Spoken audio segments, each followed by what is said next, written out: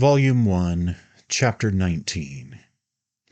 As Mrs. Touchett had foretold, Isabel and Madame Merle were thrown much together during the illness of their host, so that if they had not become intimate it would have been almost a breach of good manners.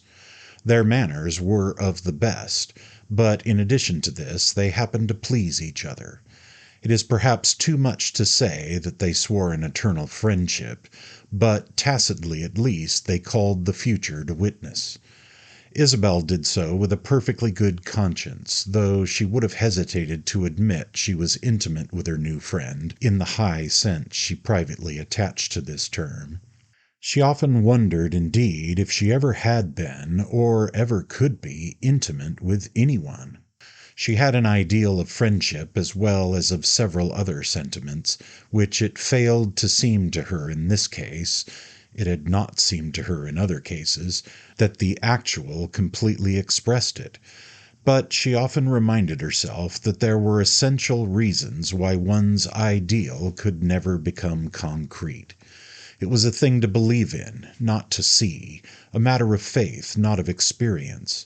Experience, however, might supply us with very creditable imitations of it, and the part of wisdom was to make the best of these. Certainly, on the whole, Isabel had never encountered a more agreeable and interesting figure than Madame Merle.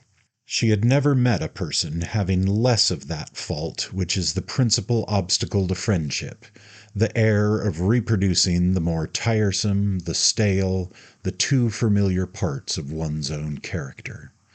The gates of the girl's confidence were opened wider than they had ever been. She said things to this amiable auditress that she had not yet said to anyone. Sometimes she took alarm at her candor. It was as if she had given to a comparative stranger the key to her cabinet of jewels. These spiritual gems were the only ones of any magnitude that Isabel possessed, but there was all the greater reason for their being carefully guarded.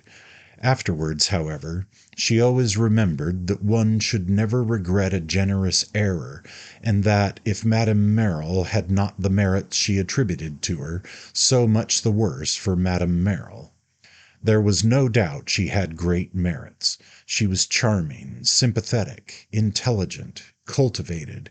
More than this, for it had not been Isabel's ill fortune to go through life without meeting in her own sex several persons of whom no less could fairly be said, she was rare, superior, and preeminent. There are many amiable people in the world, and Madame Merle was far from being vulgarly good-natured and restlessly witty. She knew how to think, an accomplishment rare in women, and she had thought to very good purpose. Of course, too, she knew how to feel. Isabel couldn't have spent a week with her without being sure of that. This was indeed Madame Merle's great talent, her most perfect gift. Life had told upon her, she had felt it strongly, and it was part of the satisfaction to be taken in her society that when the girl talked of what she was pleased to call serious matters, this lady understood her so easily and quickly. Emotion, it is true, had become with her rather historic. She had made no secret of the fact that the fount of passion, thanks to having been rather violently tapped at one period, didn't flow quite so freely as of yore. She proposed, moreover, as well as expected, to cease feeling. She freely admitted that of old she had been a little mad, and now she pretended to be perfectly sane. "I judge more than I used to," she said to Isabel, "but it seems to me one has earned the right. One can't judge till one's 40. Before that we're too eager, too hard, too cruel, and in addition much too ignorant. I'm sorry for you. It will be a long time before you're 40. But every gain's a loss of some kind. I often think that after 40 one can't really feel. The freshness, the quickness have certainly gone. You'll keep them longer than most people. It will be a great satisfaction to me to see you some years hence. I want to see what life makes of you. One thing's certain, it can't spoil you. It may pull you around horribly, but I defy it to break you up." Isabel received this assurance as a young soldier, still panting from a slight skirmish in which he has come off with honor, might receive a pat on the shoulder from his colonel. Like such a recognition of merit, it seemed to come with authority. How could the lightest word do less on the part of a person who was prepared to say of almost everything Isabel told her, "Oh, I've been in that, my dear. It passes like everything else." On many of her interlocutors, Madame Merrill might have produced an irritating effect. It was disconcertingly difficult to surprise her. But Isabel, though by no means incapable of desiring to be effective, had not at present this impulse. She was too sincere, too interested in her judicious companion. And then, moreover, Madame Merrill never said such things in the tone of triumph or of boastfulness. They dropped from her like cold confessions. A period of bad weather had settled upon Gardencourt. The days grew shorter, and there was an end to the pretty tea parties on the lawn. But our young woman had long indoor conversations with her fellow visitor, and in spite of the rain the two ladies often sallied forth for a walk, equipped with the defensive apparatus which the English climate and the English genius have between them brought to such perfection. Madame Merrill liked almost everything, including the English rain. "There's always a little of it, and never too much at once," she said, "and it never wets you, and it always smells good." She declared that in England the pleasures of smell were great, that in this inimitable island there was a certain mixture of fog and beer and soot, which, however odd it might sound, was the national aroma, and was most agreeable to the nostril, and she used to lift the sleeve of her British overcoat and bury her nose in it, inhaling the clear, fine scent of the wool. Poor Ralph Touchett, as soon as the autumn had begun to define itself, became almost a prisoner. In bad weather he was unable to step out of the house, and he used sometimes to stand at one of the windows with his hands in his pockets and, from a countenance half rueful, half critical, watch Isabel and Madame Merrill as they walked down the avenue under a pair of umbrellas. The roads about Gardencourt were so firm, even in the worst weather, that the two ladies always came back with a healthy glow in their cheeks, looking at the soles of their neat stout boots, and declaring that their walk had done them inexpressible good. Before luncheon, always, Madame Merrill was engaged. Isabel admired and envied her rigid possession of her morning. Our heroine had always passed for a person of resources, and had taken a certain pride in being one, but she wandered, as by the wrong side of the wall of a private garden, round the enclosed talents, accomplishments, aptitudes of Madame Merrill. She found herself desiring to emulate them, and in 20 such ways this lady presented herself as a model. "I should like awfully to be so," Isabel secretly exclaimed more than once, as one after another of her friend's fine aspects caught the light, and before long she knew that she had learned a lesson from a high authority.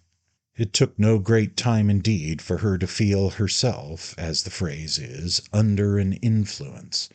What's the harm, she wondered, so long as it's a good one? The more one's under a good influence, the better. The only thing is to see our steps as we take them, to understand them as we go. That, no doubt, I shall always do. I needn't be afraid of becoming too pliable. Isn't it my fault that I'm not pliable enough? It is said that imitation is the sincerest flattery, and if Isabel was sometimes moved to gape at her friend aspiringly and despairingly, it was not so much because she desired herself to shine as because she wished to hold up the lamp for Madame Merle. She liked her extremely, but was even more dazzled than attracted. She sometimes asked herself what Henrietta Stackpole would say to her thinking so much of this perverted product of their common soil, and had a conviction that it would be severely judged. Henrietta would not at all subscribe to Madame Merle. For reasons she could not have defined, this truth came home to the girl. On the other hand, she was equally sure that, should the occasion offer, her new friend would strike off some happy view of her old. Madame Merle was too humorous, too observant, not to do justice to Henrietta, and on becoming acquainted with her would probably give the measure of a tact which Miss Stackpole couldn't hope to emulate. She appeared to have in her experience a touchstone for everything, and somewhere in the capacious pocket of her genial memory she would find the key to Henrietta's value. That's the great thing, Isabel solemnly pondered. That's the supreme good fortune, to be in a better position for appreciating people than they are for appreciating you. And she added that such, when one considered it, was simply the essence of the aristocratic situation. In this light, if in none other, one should aim at the aristocratic situation.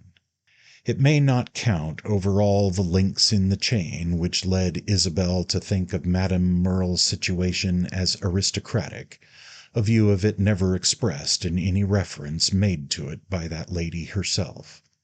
She had known great things and great people, but she had never played a great part. She was one of the small ones of the earth. She had not been born to honors. She knew the world too well to nourish fatuous illusions on the article of her own place in it. She had encountered many of the fortunate few, and was perfectly aware of those points at which their fortune differed from hers. But if by her informed measure she was no figure for a high scene, she had yet to Isabel's imagination a sort of greatness. To be so cultivated and civilized, so wise and so easy, and still make so light of it, that was really to be a great lady, especially when one so carried and presented oneself. It was as if somehow she had all society under contribution, and all the arts and graces it practised. Or was the effect rather that of charming uses found for her, even from a distance, subtle service rendered by her to a clamorous world, wherever she might be? After breakfast she wrote a succession of letters, as those arriving for her appeared innumerable. Her correspondence was a source of surprise to Isabel when they sometimes walked together to the village post office to deposit Madame Merle's offering to the mail. She knew more people, as she told Isabel, than she knew what to do with, and something was always turning up to be written about. Of painting she was devotedly fond, and made no more of brushing in a sketch than of pulling off her gloves. At Gardencourt she was perpetually taking advantage of an hour's sunshine to go out with a camp stool and a box of water-colors. That she was a brave musician we have already perceived, and it was evidence of the fact that when she seated herself at the piano, as she always did in the evening, her listeners resigned themselves without a murmur to losing the grace of her talk. Isabel, since she had known her, felt ashamed of her own facility, which she now looked upon as basely inferior.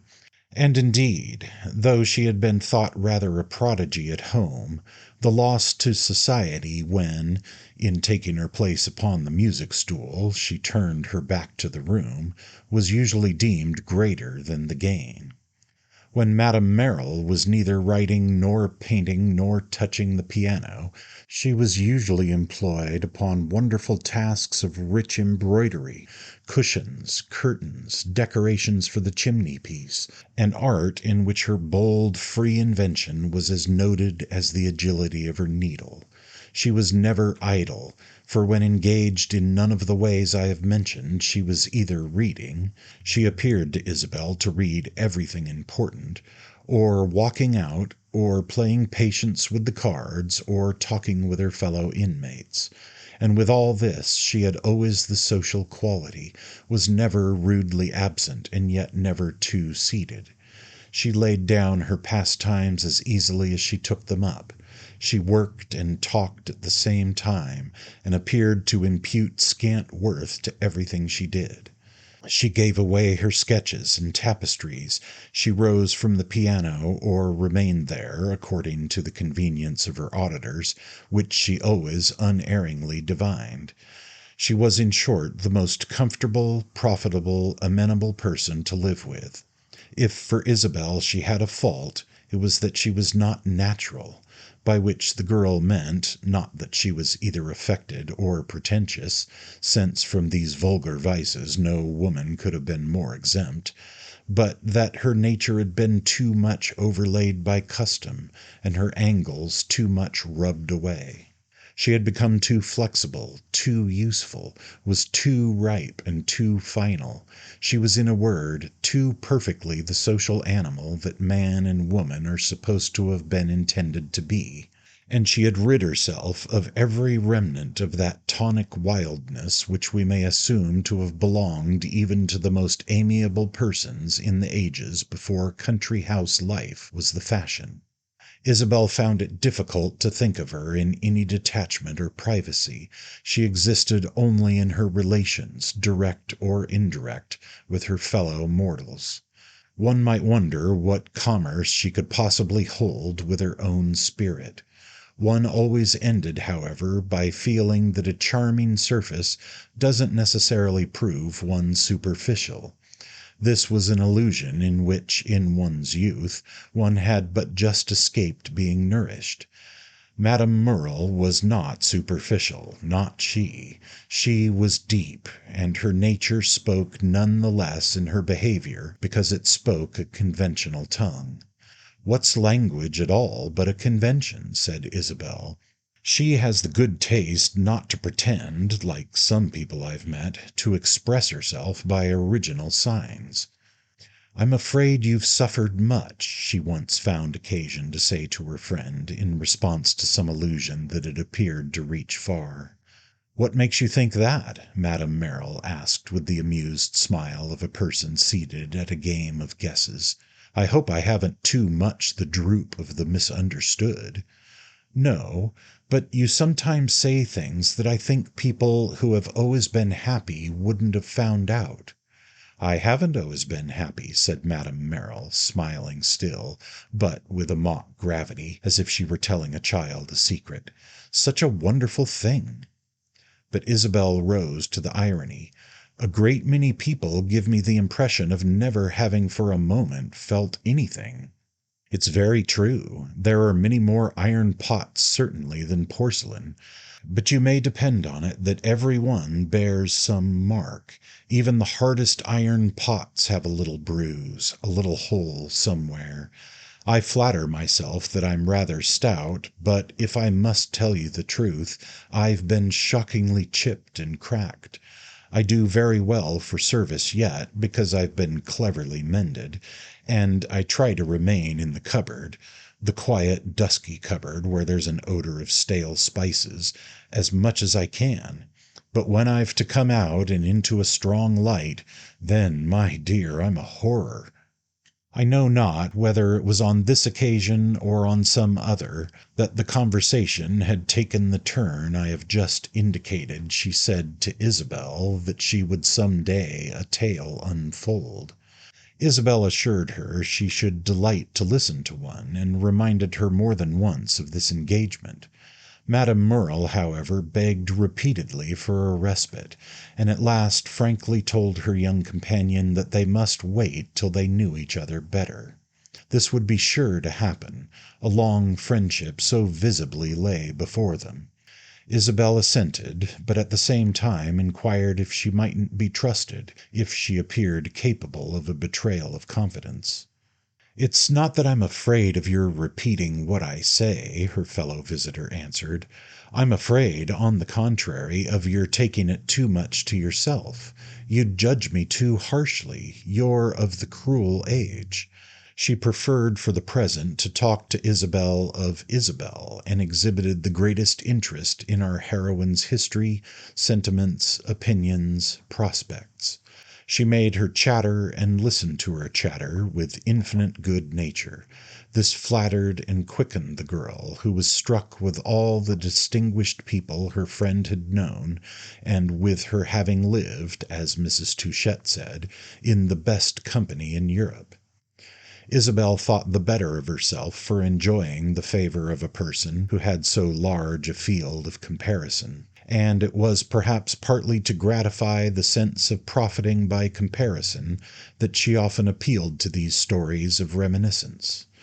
Madame Merle had been a dweller in many lands, and had social ties in a dozen different countries. "I don't pretend to be educated," she would say, "but I think I know my Europe." And she spoke one day of going to Sweden to stay with an old friend, and another of proceeding to Malta to follow up a new acquaintance.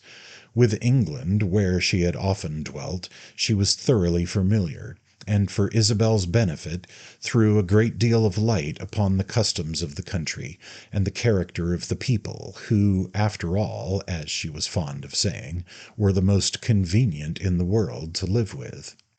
"You mustn't think it strange her remaining here at such a time as this, when Mr. Touchet's passing away," that gentleman's wife remarked to her niece.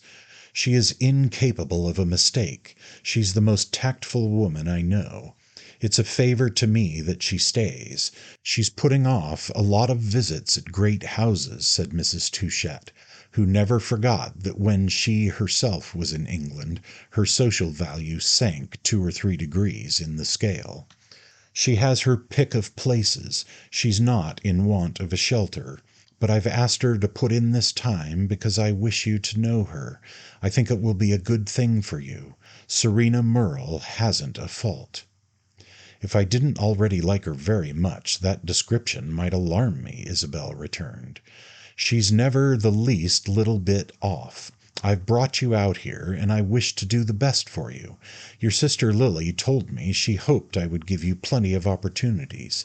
I give you one in putting you in relation with Madame Merle. She's one of the most brilliant women in Europe." "I like her better than I like your description of her," Isabel persisted in saying. "Do you flatter yourself that you'll ever feel her open to criticism? I hope you'll let me know when you do." "That will be cruel to you," said Isabel. "You needn't mind me. You won't discover a fault in her." "Perhaps not, but I dare say I shan't miss it." "She knows absolutely everything on earth there is to know," said Mrs. Touchett. Isabel, after this, observed to their companion that she hoped she knew Mrs. Touchett considered she hadn't a speck on her perfection. On which, "I'm obliged to you," Madame Merle replied, "but I'm afraid your aunt imagines, or at least alludes to, no aberrations that the clock face doesn't register." "So that you mean you've a wild side that's unknown to her?" "Ah, no. I fear my darkest sides are my tamest. I mean that having no faults, for your aunt, means that one's never late for dinner, that is, for her dinner. I was not late, by the way, the other day, when you came back from London. The clock was just at 8 when I came into the drawing room. It was the rest of you that were there before the time. It means that one answers a letter the day one gets it, and that when one comes to stay with her one doesn't bring too much luggage, and is careful not to be taken ill.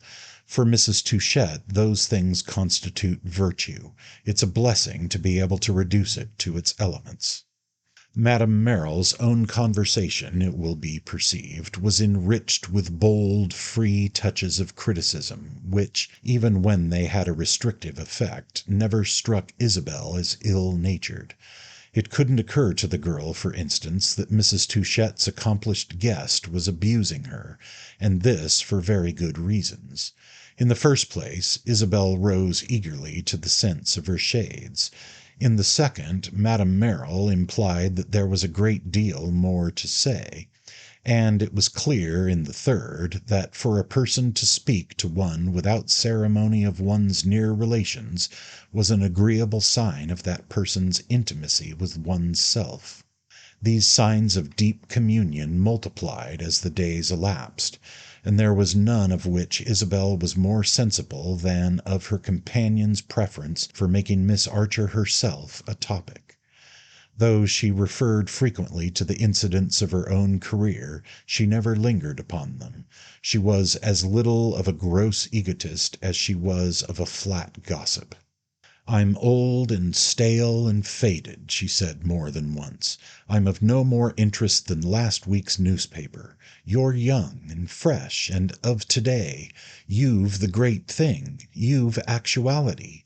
I once had it. We all have it for an hour. You, however, will have it for longer. Let us talk about you, then. You can say nothing I shall not care to hear. It's a sign that I'm growing old, that I like to talk with younger people. I think it's a very pretty compensation. If we can't have youth within us, we can have it outside, and I really think we see it and feel it better that way. Of course, we must be in sympathy with it. That I shall always be. I don't know that I shall ever be ill-natured with old people. I hope not. There are certainly some old people I adore. But I shall never be anything but abject with the young. They touch me and appeal to me too much. I give you carte blanche then. You can even be impertinent if you like. I shall let it pass and horribly spoil you. I speak as if I were 100 years old, you say. Well, I am, if you please. I was born before the French Revolution. Ah, my dear, je viens de loin. I belong to the old world. But it's not of that I want to talk. I want to talk about the new. You must tell me more about America. You never tell me enough.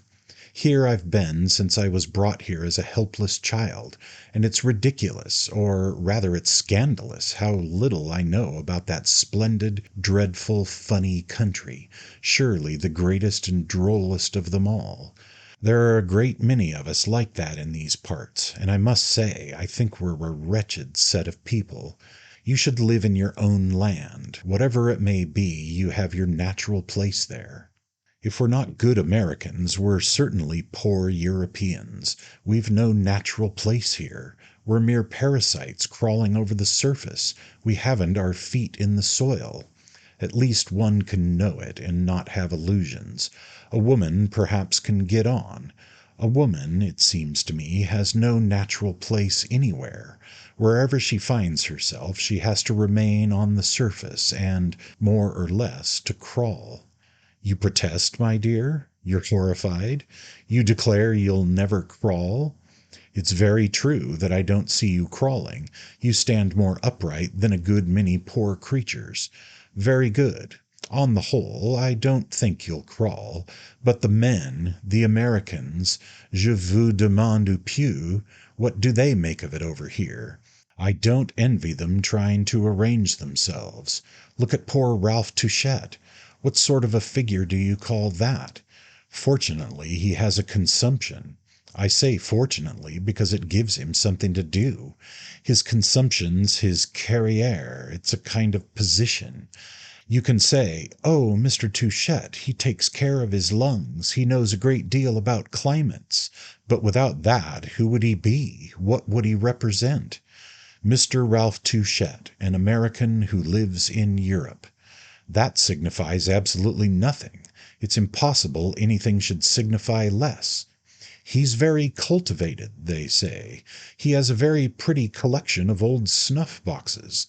The collection is all that's wanted to make it pitiful. I'm tired of the sound of the word. I think it's grotesque.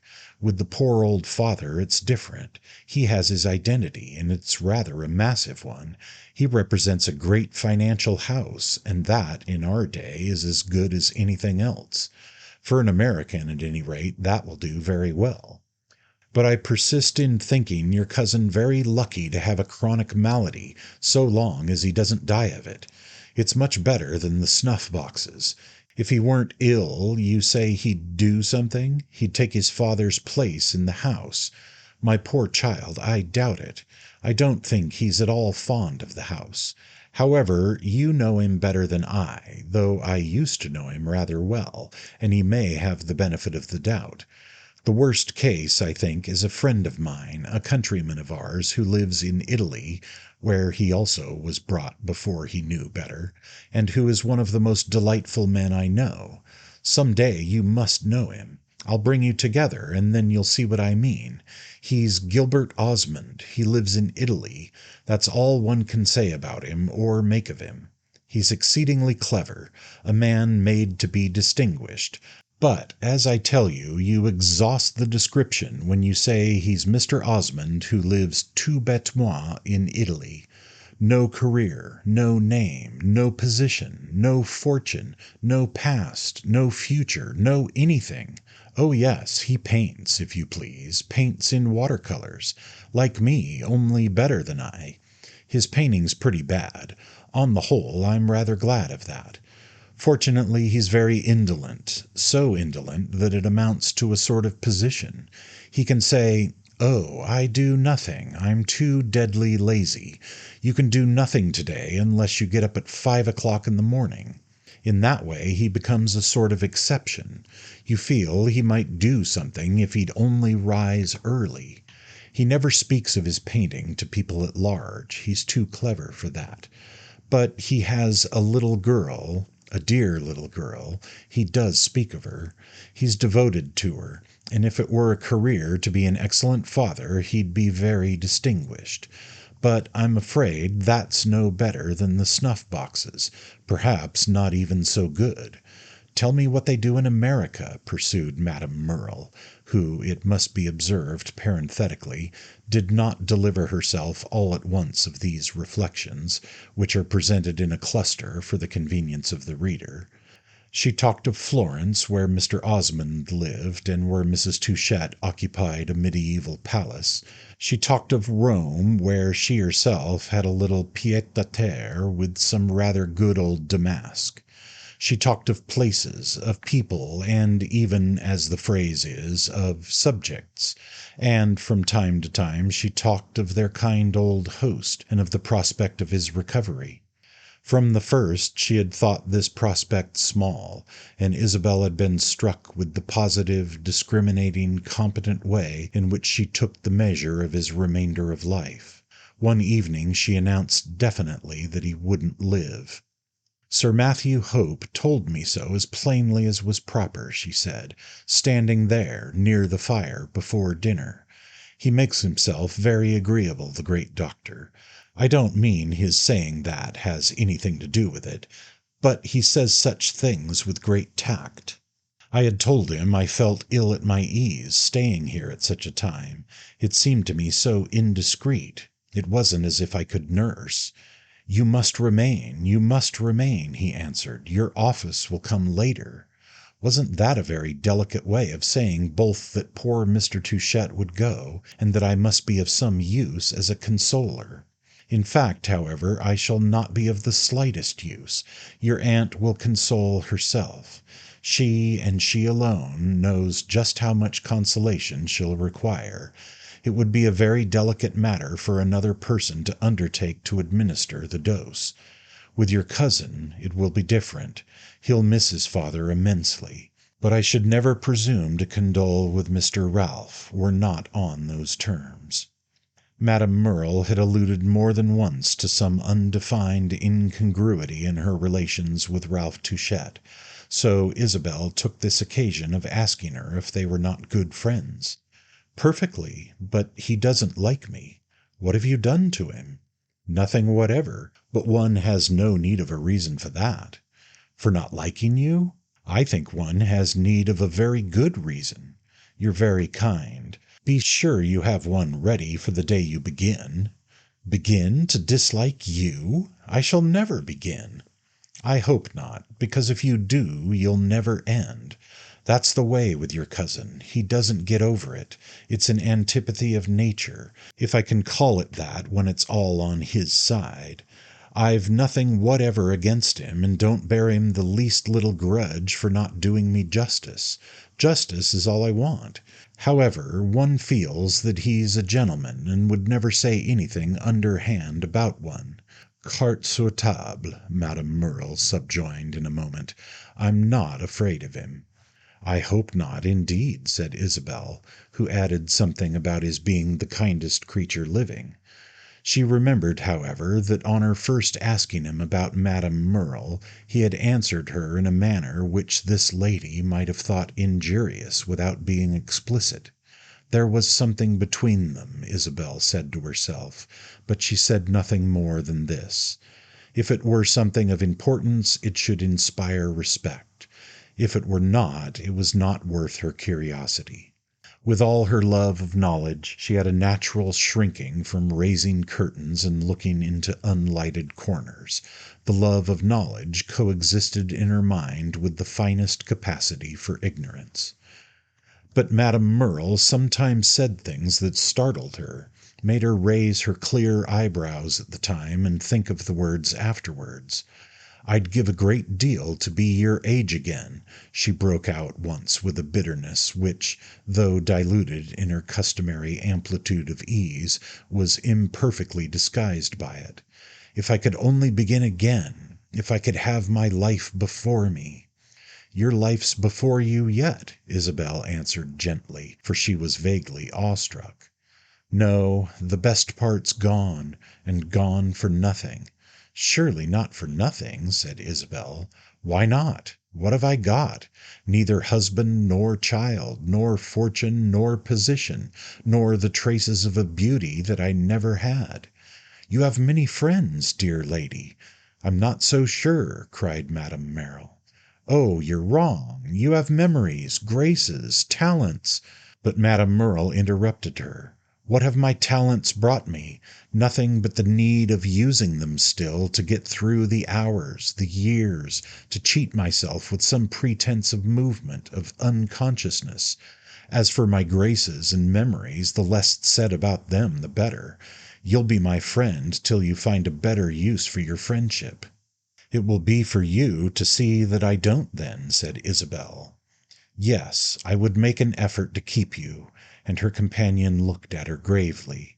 "When I say I should like to be your age, I mean with your qualities, frank, generous, sincere, like you. In that case, I should have made something better of my life." "What should you have liked to do that you've not done?"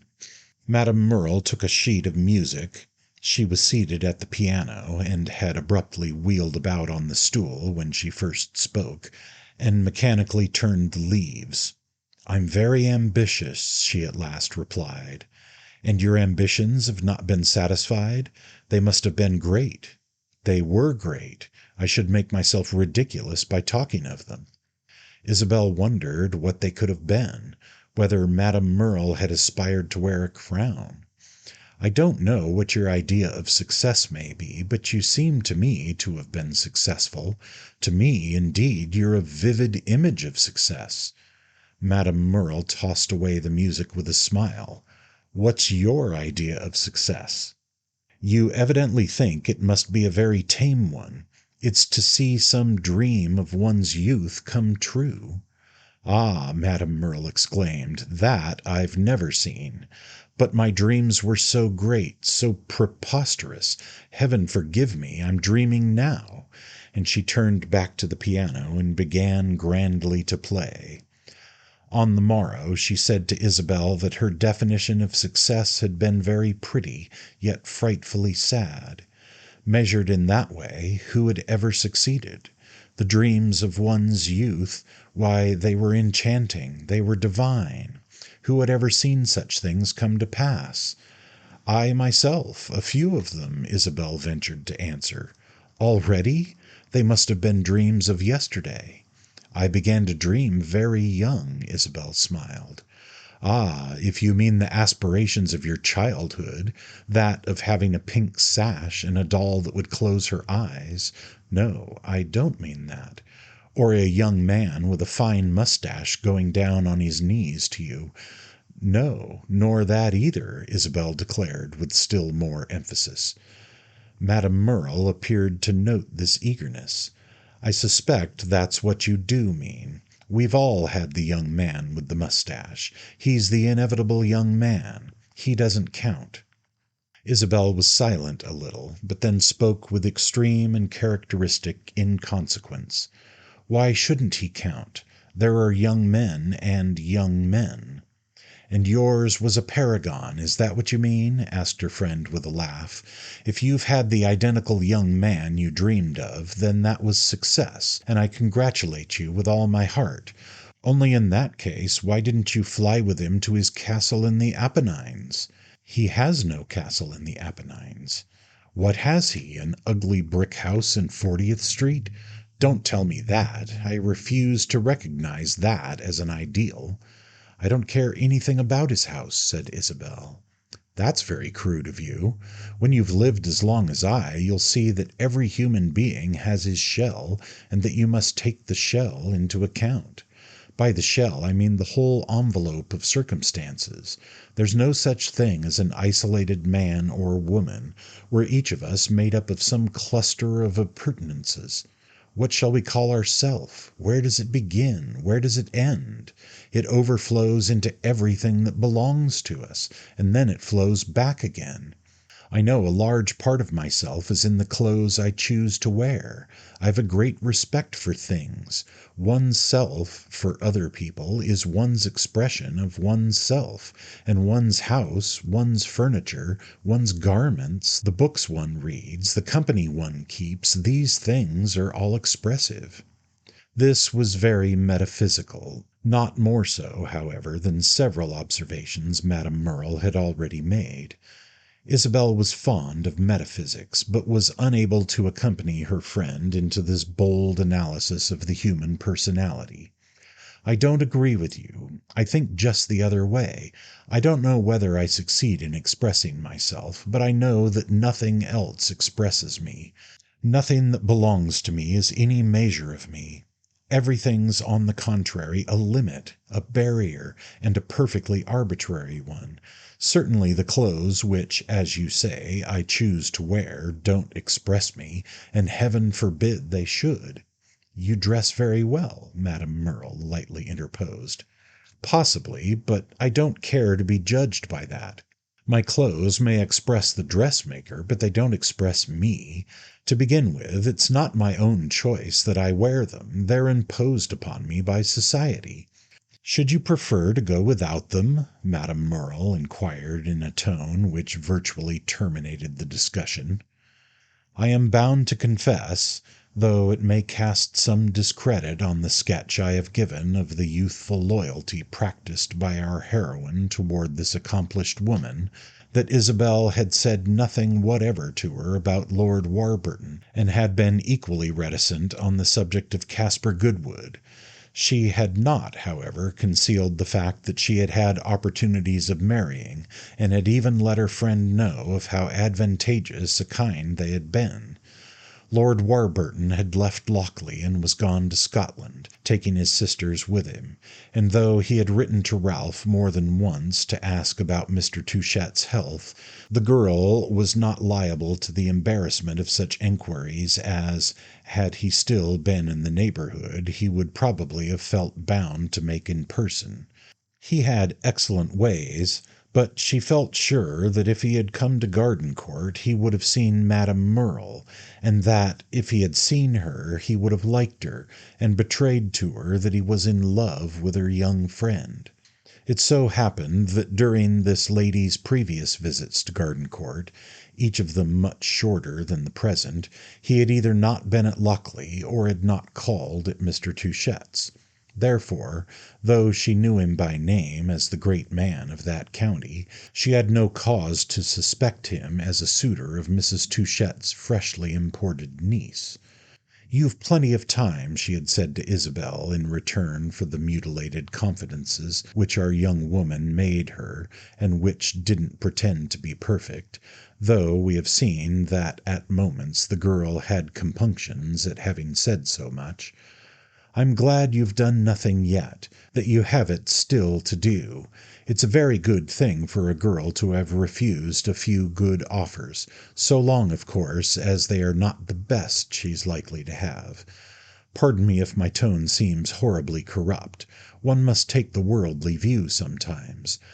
Only don't keep on refusing for the sake of refusing. It's a pleasant exercise of power, but accepting's after all an exercise of power as well. There's always the danger of refusing once too often.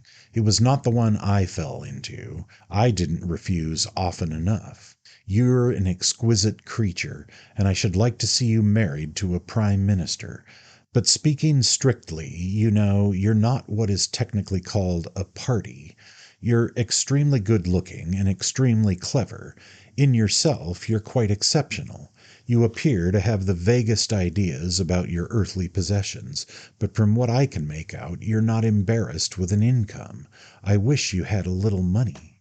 "I wish I had," said Isabel simply, apparently forgetting for the moment that her poverty had been a venial fault for two gallant gentlemen. In spite of Sir Matthew Hope's benevolent recommendation, Madame Merle did not remain to the end, as the issue of poor Mr. Touchette's malady had now come frankly to be designated. She was under pledges to other people which had at last to be redeemed, and she left Gardencourt with the understanding that she should, in any event, see Mrs. Touchett there again, or else in town, before quitting England. Her parting with Isabel was even more like the beginning of a friendship than their meeting had been. "I'm going to 6 places in succession, but I shall see no one I like so well as you. They'll all be old friends, however. One doesn't make new friends at my age. I've made a great exception for you. You must remember that, and must think as well of me as possible. You must reward me by believing in me." By way of answer, Isabel kissed her, and though some women kiss with facility, there are kisses and kisses, and this embrace was satisfactory to Madame Merle. Our young lady, after this, was much alone. She saw her aunt and cousin only at meals, and discovered that of the hours during which Mrs. Touchett was invisible, only a minor portion was now devoted to nursing her husband. She spent the rest in her own apartments, to which access was not allowed even to her niece, apparently occupied there with mysterious and inscrutable exercises. At table she was grave and silent, but her solemnity was not an attitude. Isabel could see it was a conviction. She wondered if her aunt repented of having taken her own way so much, but there was no visible evidence of this, no tears, no sighs, no exaggeration of a zeal always to its own sense adequate. Mrs. Touchett seemed simply to feel the need of thinking things over and summing them up. She had a little moral account book, with columns unerringly ruled and a sharp steel clasp, which she kept with exemplary neatness. Uttered reflection had with her ever, at any rate, a practical ring. "If I had foreseen this, I'd not have proposed your coming abroad now," she said to Isabel, after Madame Merle had left the house. "I'd have waited and sent for you next year." "So that perhaps I should never have known my uncle? It's a great happiness to me to have come now." "That's very well, but it was not that you might know your uncle that I brought you to Europe." A perfectly veracious speech, but, as Isabel thought, not as perfectly timed. She had leisure to think of this and other matters. She took a solitary walk every day, and spent vague hours in turning over books in the library. Among the subjects that engaged her attention were the adventures of her friend Miss Stackpole, with whom she was in regular correspondence. Isabel liked her friend's private epistolary style better than her public. That is, she felt her public letters would have been excellent if they had not been printed. Henrietta's career, however, was not so successful as might have been wished even in the interest of her private felicity. That view of the inner life of Great Britain which she was so eager to take appeared to dance before her like an ignis fatuus. The invitation from Lady Pensel, for mysterious reasons, had never arrived, and poor Mr. Bantling himself, with all his friendly ingenuity, had been unable to explain so grave a dereliction on the part of a missive that had obviously been sent. He had evidently taken Henrietta's affairs much to heart, and believed that he owed her a set-off to this illusory visit to Bedfordshire. He says he should think I would go to the Continent, Henrietta wrote, and as he thinks of going there himself, I suppose his advice is sincere. He wants to know why I don't take a view of French life, and it's a fact that I want very much to see the new Republic. Mr. Bantling doesn't care much about the Republic, but he thinks of going over to Paris anyway. I must say he's quite as attentive as I could wish, and at least I shall have seen one polite Englishman. I keep telling Mr. Bantling that he ought to have been an American, and you should see how that pleases him. Whenever I say so, he always breaks out with the same exclamation, "Ah, but really, come now." A few days later she wrote that she had decided to go to Paris at the end of the week, and that Mr. Bantling had promised to see her off, perhaps even would go as far as Dover with her. She would wait in Paris till Isabel should arrive, Henrietta added, speaking quite as if Isabel were to start on her continental journey alone, and making no allusion to Mrs. Touchett. Bearing in mind his interest in their late companion, our heroine communicated several passages from this correspondence to Ralph, who followed with an emotion akin to suspense the career of the representative of the interviewer. "It seems to me she's doing very well," he said, "going over to Paris with an ex-Lancer. If she wants something to write about, she has only to describe that episode." "It's not conventional, certainly," Isabel answered, "but if you mean that, as far as Henrietta is concerned, it's not perfectly innocent, you're very much mistaken. You'll never understand Henrietta." "Pardon me, I understand her perfectly. I didn't at all at first, but now I've the point of view. I'm afraid, however, that Bantling hasn't. He may have some surprises. Oh, I understand Henrietta as well as if I had made her." Isabel was by no means sure of this, but she abstained from expressing further doubt, for she was disposed in these days to extend a great charity to her cousin. One afternoon, less than a week after Madame Merle's departure, she was seated in the library with a volume to which her attention was not fastened. She had placed herself in a deep window bench, from which she looked out into the dull, damp park, and as the library stood at right angles to the entrance front of the house, she could see the doctor's brougham, which had been waiting for the last 2 hours before the door. She was struck with his remaining so long, but at last she saw him appear in the portico, stand a moment, slowly drawing on his gloves and looking at the knees of his horse, and then get into the vehicle and roll away. Isabel kept her place for half an hour. There was a great stillness in the house. It was so great that when she at last heard a slow, soft step on the deep carpet of the room, she was almost startled by the sound. She turned quickly away from the window and saw Ralph Touchett standing there, with his hands still in his pockets, but with a face absolutely void of its usual latent smile. She got up, and her movement and glance were a question. "It's all over," said Ralph. "Do you mean that my uncle—" and Isabel stopped. "My dear father died an hour ago." "Oh, my poor Ralph!" she gently wailed, putting out her two hands to him.